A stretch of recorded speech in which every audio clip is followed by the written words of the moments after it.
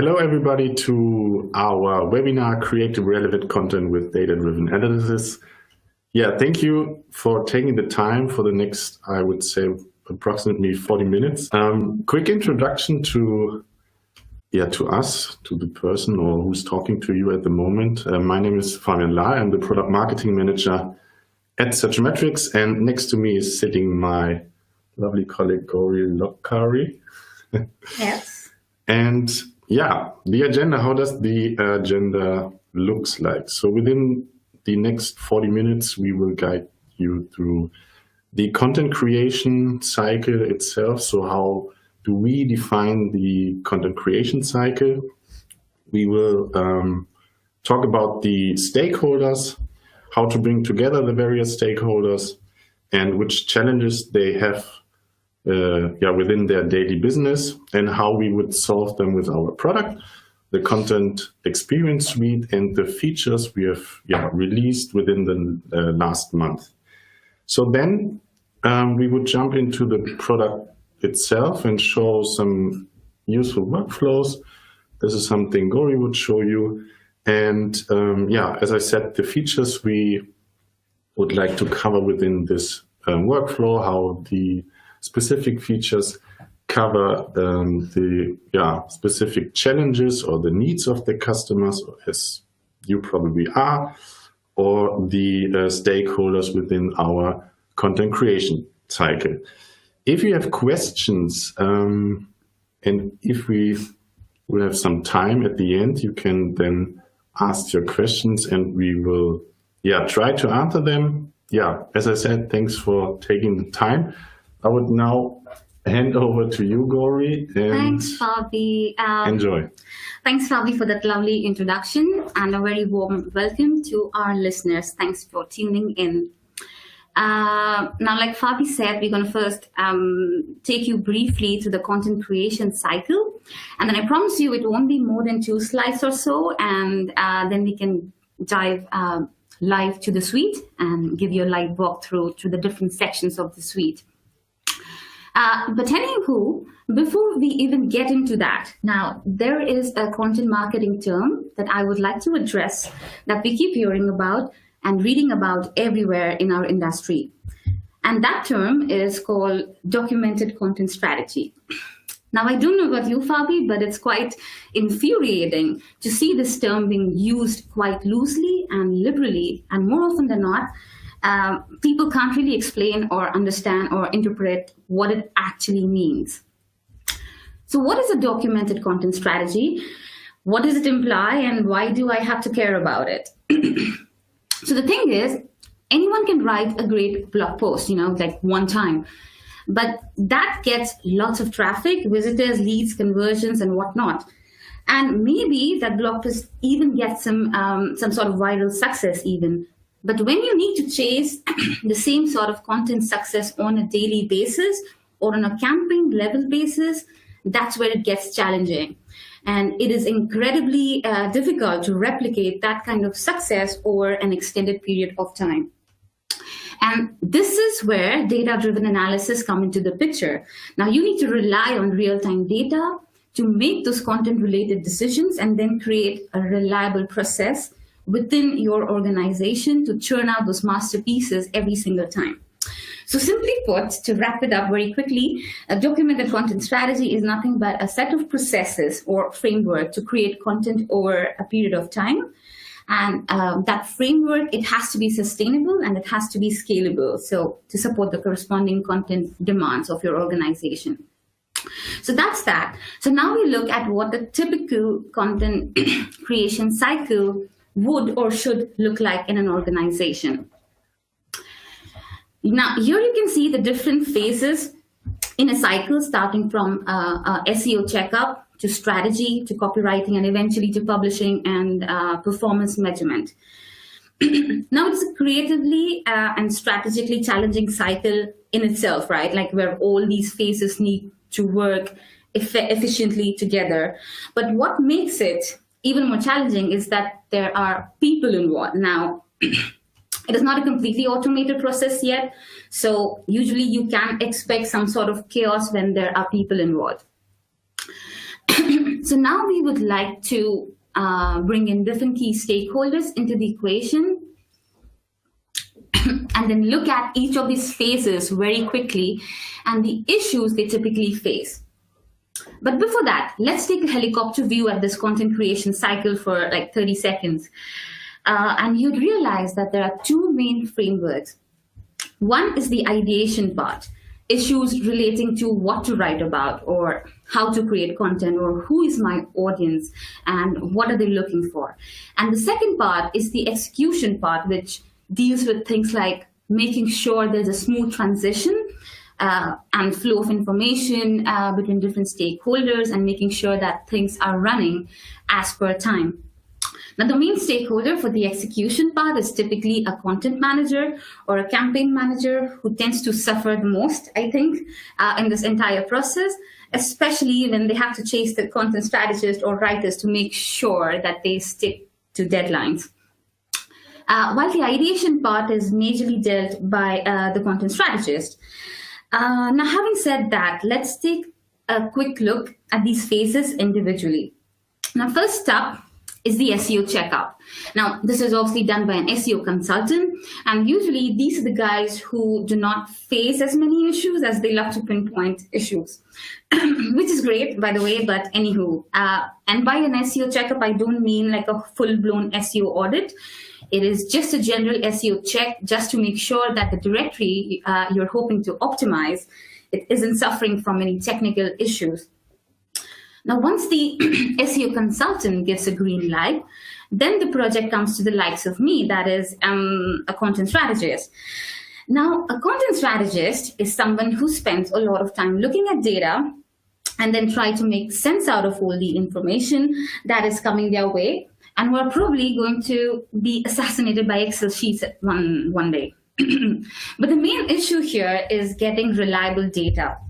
Now, with data, you can tell what is happening, and in some cases, data could also tell you why something is happening and what could happen. But how to make things happen and how to get from point A to point B is why you need an expert to take over here. Therefore, as a strategist, we absolutely need access to real-time data.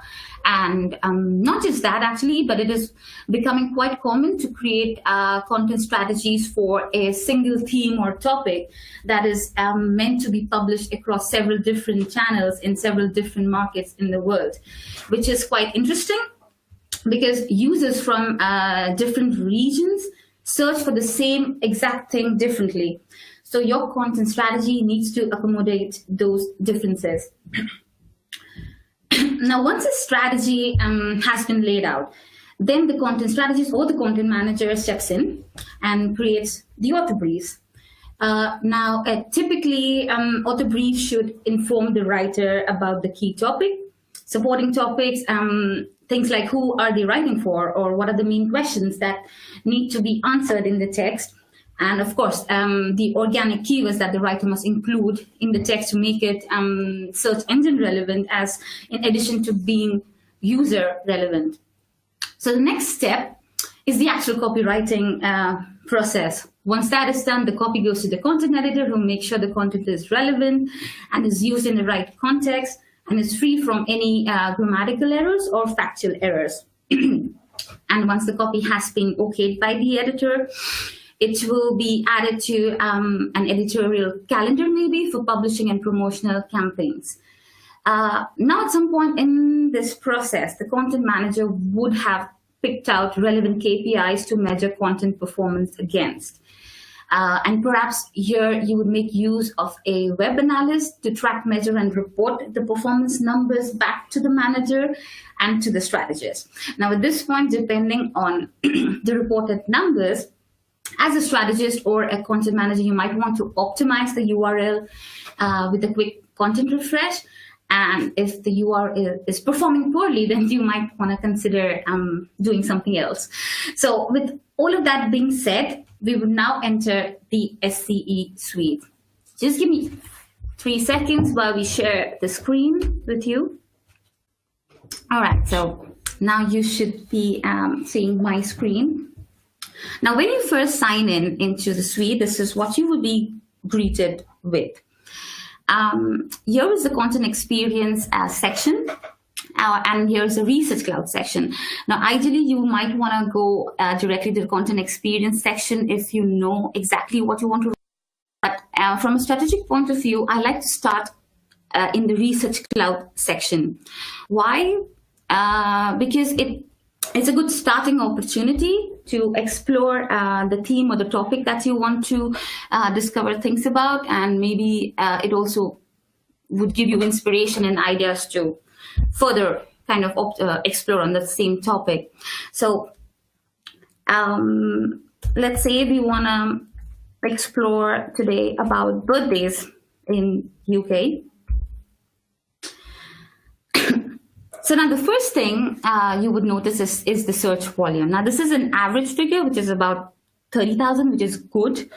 And the next thing you see is the seasonality aspect here, where you can see the fluctuations in search volume. So this helps you in planning your content activities throughout the year. But birthdays in general is still very generic, right? It's a very competitive short tail keyword. So this is not going to give you too many results because the market is already crowded. So then you look at the similar keyword section where of course, I mean, you can dig further into the main core topic that you have. So for instance, there is the keyword with the highest search volume here in this case is birthday cakes. Yeah. Now, what I want to where I want to drive your attention to is this very unique long tail keyword that says, why does the Queen have 2 birthdays? Now, I didn't even know the Queen had 2 birthdays, but you neither. That's great. But if you look at the seasonality aspect here in this section, you would now, just looking at the data, I can tell that probably one of the Queen's birthdays is in April, because there's a huge spike in the month of April. I don't know if you can see it or if I can zoom it. And compare that to the seasonality feature for something generic as birthday cakes. So if I were to create content for Her Majesty, then I would probably get that content ready and get it published by the end of March, so that people, when people start looking for that content in the month of April, they come to my page. Yeah, as opposed to creating content about birthday cakes, then I would probably plan a year-long content strategy and then dig further. So this is one of the ways you can use this feature.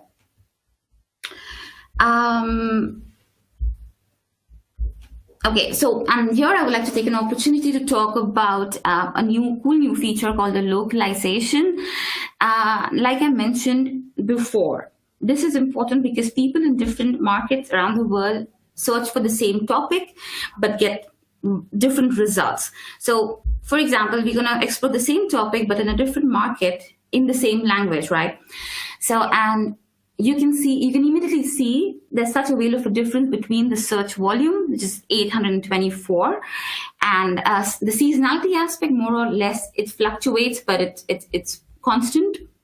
But what I find interesting is in the keyword section, the top ranking keyword theme is about celebrity birthdays today, which means that people in India are more like concerned about when Bollywood celebrities are celebrating their birthdays, as opposed to the market in UK where they care about birthday cakes. So if I were to create content for these 2 different markets, then they would have a completely different content focus.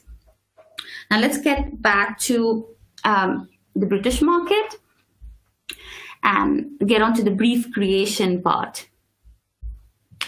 Now, let's assume that we want to create content around birthday cakes and we want to create a brief.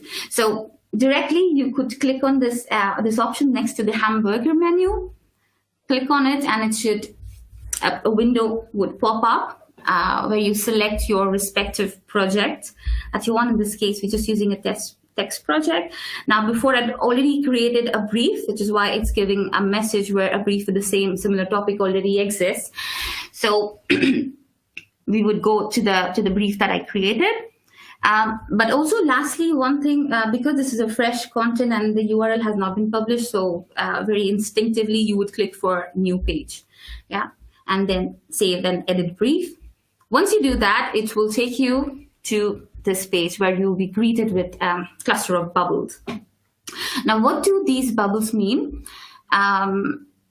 First of all, the color of the bubbles. The color of the bubbles means these are topics with semantic associations, and the different colored bubble would mean a different content focus. So ideally, from a strategy point of view, I would have the same cluster of bubbles. I mean, they can benefit from having the same URL, but for a different colored bubble, I would have a different, completely new URL and a completely new strategy. So there are more ways you can optimize this further in terms of rankings. These such as rankings, the SERPs numbers. Third one is seasonality feature, which we already talked about. So this can help you plan a year-long content strategy and also look for evergreen content. So no seasonality, it means that those topics are evergreen. So you can keep publishing them year-long. The fourth one, you can also filter by the competitive nature of these keywords, and that is based on CPC rates alone. Fourthly, you can filter it through via search intent. Now, for birthday cake, it's very simple. People go over the internet either to find recipes about birthday cake, so that's like an informational search query, or they go online to buy, so it's like a transactional. So there are two main search intents, and you can create content based on these numbers here. And lastly, the sales funnel, you can also filter these topics based on where you think your audience is in the sales funnel. Now, before we move on to the next step, sorry, I would also like to point out that in my experience while using the suite, it is best to select 1 to 2 topics. I mean, by default, the suite will let you select up to 5. But I think to not lose the content focus of a single URL, it is best to just stick to one particular topic. So I'm going to leave this at birthday cakes, and then we go on to the next part, which is the content optimization. Now, content optimization. Now, this gives you an opportunity to filter out the keywords that are not relevant, and to see which are the must-have keywords that would absolutely you cannot miss it. So somebody here manually would have to sort the keywords and take out the irrelevant ones, because a lot of times what happens is when you're optimizing for a URL, the software would throw branded keywords of your rivals, which you do not want to optimize on. So you need to take it out manually.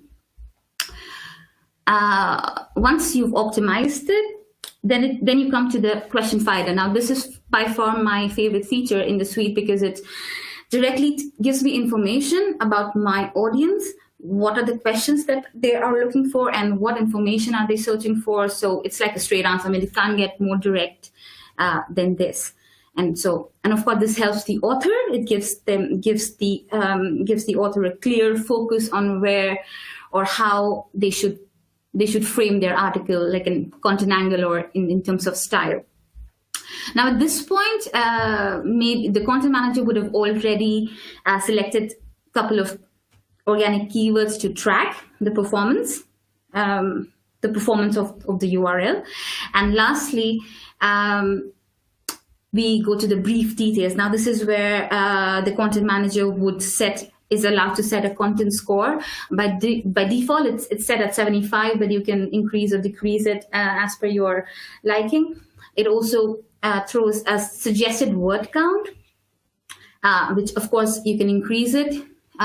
In my opinion, it's best to have a minimum of 500 words.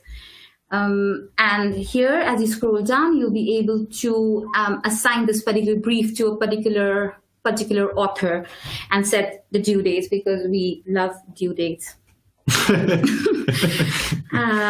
love data. Yeah, we love due dates. Maybe let me add something, because for those who haven't seen the SE before, they maybe, kind of asking, okay, where do comes the data from? So in this case, as Gauri mentioned, we would create a brief for a total new page, so there's no existing content. Yeah. That means if you create a brief out of our product, you will get the data based on the best 30 ranking URLs for this specific topic. So this gives you really good insight for those or for these URLs which are quite or have quite good rankings for this specific topic. So you can, if you want to, you can click on it and really dive into the URLs, check them. Okay, how is the content structure? Is there something we could adapt to our content? So this is basically just to let you know where the data comes from. Yes, I agree. This is an excellent resource for further research. It sorts out your top competitors in terms of position rankings on SERPs. And also what I like is also gives you the word count that each of these URLs has. So you can see that some of it has like 1,000 words and the others have 800 to 300. So basically what the suite is suggesting you is an average of all these word counts. But in my experience, you should have at least a minimum of 500 words to make it relevant. Yeah. Then moving on. So at this point, you have completed the brief and the writer has been assigned. And so your author would get a notification, say like a brief is waiting for him or her. And when the writer enters the suite, this is what he will be greeted with. This is the content editor section. So on the left side, you have all the important keywords like must have, and this works in real time. So as I type in, it will start picking up the keywords. Like you see, the cake and birthday has been picked up, so it lets the author track and provides like a guidance, and it also tracks the words that have been entered. And also as you start writing more content, a content score will be developed with the target being set at 80%. Now, a very cool feature has been added in this section based on feedback from our clients, and that they wanted a word plugin. So I'll just show you quickly. So I've already installed the plugin, but it's a very simple, like a 30-second process, as good as plugging in like an ad blocker. So when you open a Word page, this is what you would see. A tab to click. It's the same way. Once you click it, you will be able to sign in with your same login and ID for the suite. And you would see that this is the same dashboard that you would see in the suite. So it's pretty cool. Because a lot of authors, they're familiar with Word and they feel more comfortable to write in Word.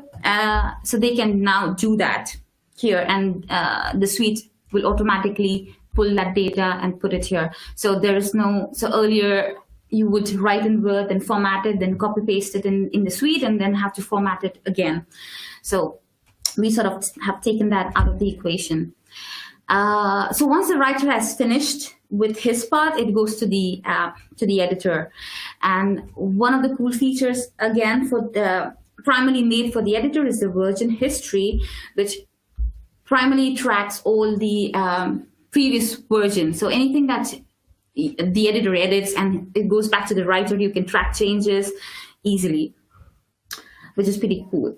Yes, it is. I agree. So, yep. So at this point, let's assume that the content has been created, it has been published and promoted and all of that, and it's been like 3 months into the future. So what happens a lot of times is that brands create content and then they forget all about it. But it's a good practice to keep going back to the content on your website regularly, once in a month, 2 months, 3 months, and then refresh it from time to time. And keeping that in mind, a really cool feature that has been added is the refresh brief option. To access that, you go to the hamburger menu again, and click refresh brief. What this would do is that it would update the briefs with the new questions, with the new organic keywords, with new search volume, new parameters, and then you have a second opportunity to optimize the same URL with updated content. Yeah, based on the current data we found then. Yes, that's true. And this is the last feature that I want to talk about, which again is one of the most favorite ones, and it's called the on-demand brief. Now, what is on-demand brief and who can use it? Now, a lot of times you have to create content on the fly for which we do not have data for. In cases like if the topic is really niche, or typically in media organizations where a news breaks out, we don't have data in the database, right? But you wanna have access to it. So you get that data on demand, which is why it's called on-demand briefs. So let's say there was a news broke out in UK that somebody cited a Superman flying. So we look for Superman in UK. Of course, there's not going to be any data because it's just absurd and I just made it up, right? So that's a nice example, by the way. So anyhow, you are the editor, you want somebody to write content on Superman flying over United Kingdom, and there's no data, so you get a chance to create on-demand briefs, and it's the same process that follows, and then you start sending it. So yeah, that's all from my end. These are all the features that have been included in the new suite. Unless I missed out on something. Yes, I have. Actually, that was great. I think you give a lot of information for the features we have released in the past, and how you could write or create content based on the data we have. I mean, we cannot go that deep into every specific area or into some features. No.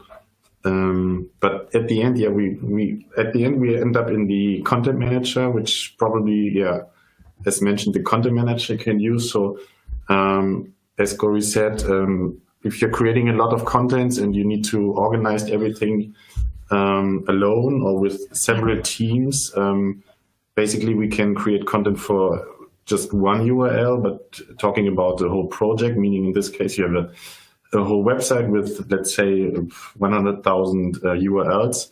It's super easy to organize your content. Wait, and to refresh the site.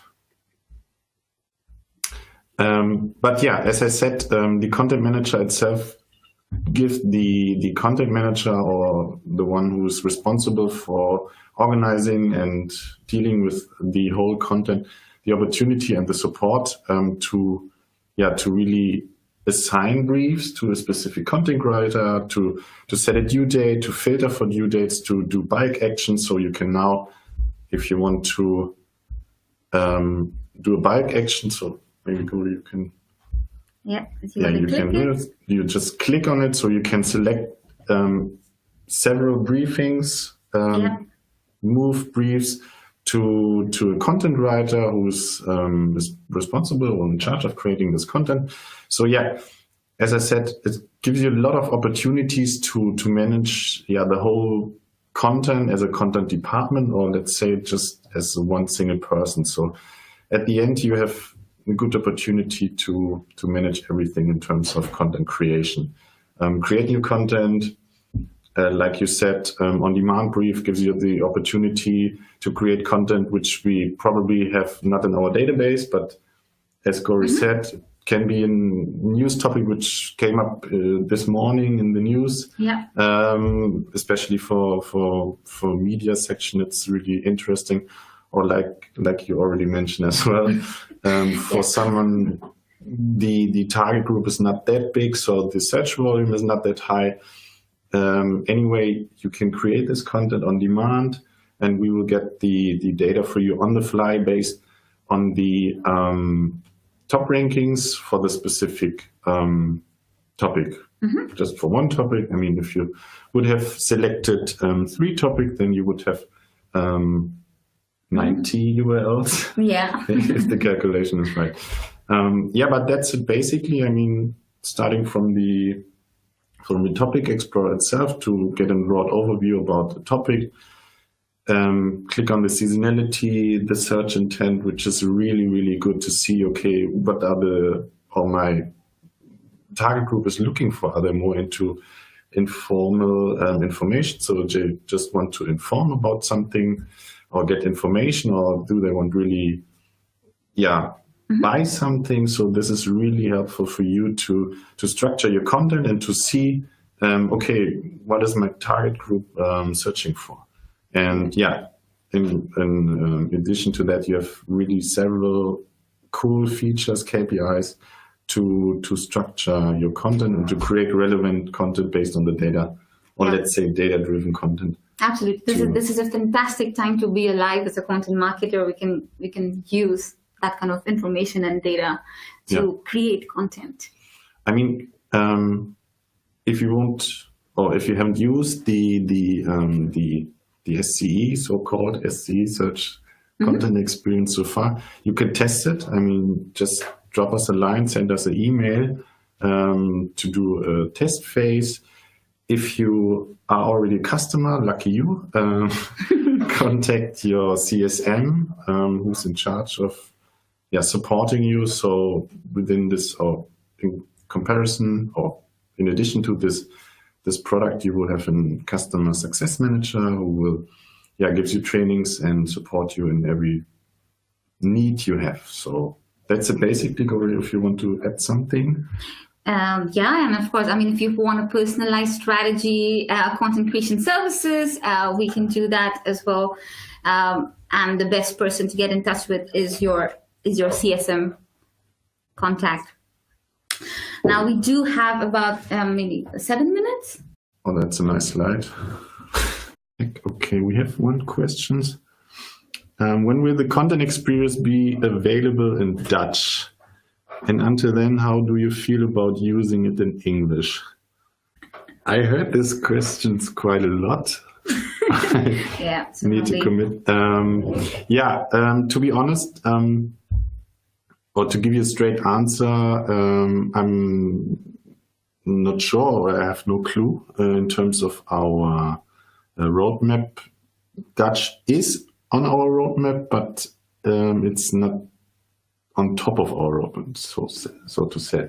I mean, it's based on our feedback. We received a lot of feedback in terms of, okay, I really need this availability or available in Dutch. So it's on our roadmap, but at the moment I can't give you a really due date when it will be live. But keep asking if it helps. And until then, how do you feel about using it in English? I mean, this is maybe something you could explain in terms of content strategy from a Dutch perspective. I think we have data for the Dutch region. So, like I said, with the localization feature, Dutch is one of the countries that we have data for. So while you have to do it in English, you would get relevant keywords or information that is relevant to your market. So I don't see that as an issue. In fact, we are currently creating strategies for different countries, content strategies, and so far I haven't faced any issue yet. So I think you should be okay with it. Yeah, I mean, we're not sure if you're already a customer. Ask your CSM or your maybe account manager you're already in touch with, but that's it, what we can say so far. Okay, let me check. Are there any other similar tools out there, and what do you think of them? Not many, but I don't like it. This is the best. We at Searchmetrics, we want to blame about some competitors. I mean, SEMrush is doing kind of the same in a way. Conductor tries to do the same as well. I haven't used it so far, to be honest. That's why I can't give you a good answer, but at the end you need to try it. But that's everything I can say. As I said, you can do a try phase, maybe compare it with other softwares or tools out there, and at the end, it's your decision. But from our side, we can say that we are very proud of this product. Will this be available for Spanish and Italian markets? Yeah, that's obviously the same like in Dutch, but yeah, to give a broad overview, I mean, we try to, at the end, our strategy will be to cover as much language as possible around the world, because we want to provide customers, or both enterprise companies and small companies, to give them the opportunity to, really look global-wise or globally. That's why we try to, cover as much as possible languages for this global strategic. In this case, Spanish, would be maybe the next language we will focus on, because Spanish is a language which is spoken all over the world. But I'm not sure, and I can't give you, as I said, for the Dutch request to give you a really good due date. But it's on our roadmap as well. Yeah. It's on the agenda. It's coming. Yeah, and Italian. Yeah. Can you group keywords and calculate the relevance for a group of keywords? Okay, I need to read it again. Can you group keywords and calculate? One way to do that is in the topic explorer part, where I showed you. I don't know if you remember, but I mentioned that it's good to choose one or two topics instead of all 5 that comes as standard with the suite. But if you would like to see the search volume for a cluster of keywords, then maybe one way you can do that is select all 5. But sadly, the minimum that's the max number of topics that you can select. So that should be a way out. Okay. Yeah, and at the end, the data we provide within our topic explorer is kind of grouped as well. So at the end, you can focus on the semantic or search intent thing to see which group of keywords are they together. Okay, let's do a few more, because there are some coming up. Will the content part be available when you have several projects in the Searchmetrics suite? So this is probably an answer for a question from a customer, I guess. Yes. If you are a customer. I mean, for those who maybe might know us pretty much, we have the Content Experience suite, so our content product, and we have the Searchmetrics suite. If you're a customer and have the Searchmetrics suite, you can have the content product as well as an add-on. It costs money, but this is something you can just get in touch with your dedicated CSM or with your account manager. But it's possible.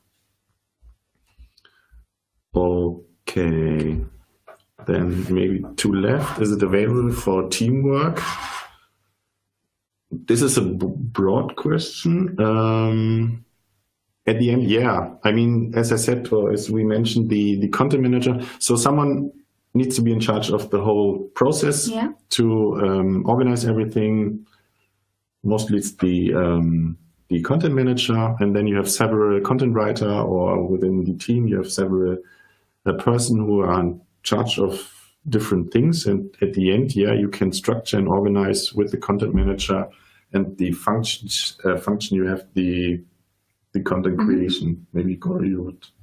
Yeah, actually, this software, the content manager section, I think it has been developed for teamwork, because you are able to not only assign briefs, but you're also able to track at which stage of content creation each stakeholder is at. Has the content been published? Has it been read by the editor? Has it been published or promoted? You can track all of these things. And with the version history now, you can track of all the changes that happens to your text. And also, the other nice thing about this is maybe when you have a team of freelancers and you do not want to give him or her access to the suite in itself, but you want to give them access to the content editor part, to the writing part. So that is you can do that as well. So that I think is really good, because you don't want to give out your login details to your freelancer network. So yeah, and all the software is meant for teamwork. Teamwork makes the dream work, as we said at Searchmetrics. Okay, we're a bit running out of time. Maybe the last questions, and then we will definitely get in touch with you if there are some questions you really need to get an answer. Feel free to reach out to us. Yeah. We will contact you. We promise we will answer each question. Yeah, and we will try to give you as much as answers you need. The last question is, how accurate is your search volume data?